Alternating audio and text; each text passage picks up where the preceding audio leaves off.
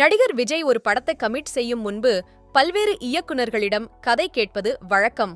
அதில் யார் கதை திருப்தியாக இருக்கிறாதோ அவர் இயக்கத்தில் அடுத்து நடிப்பார்.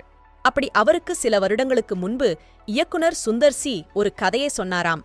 அப்போது என்ன நடந்தது என தற்போது ஒரு பேட்டியில் அவர் பேசியிருக்கிறார். சில வருடங்களுக்கு முன்பு விஜய்க்கு ஒரு கதை சொன்னேன். முதல் பாதி அவருக்கு பிடித்திருந்தது, இரண்டாம் பாதி பிடிக்கவில்லை. அவர் நிராகரித்த கதையை நான் படம் எடுத்து ஹிட் ஆக்கி காட்டுகிறேன் என எடுத்தேன்.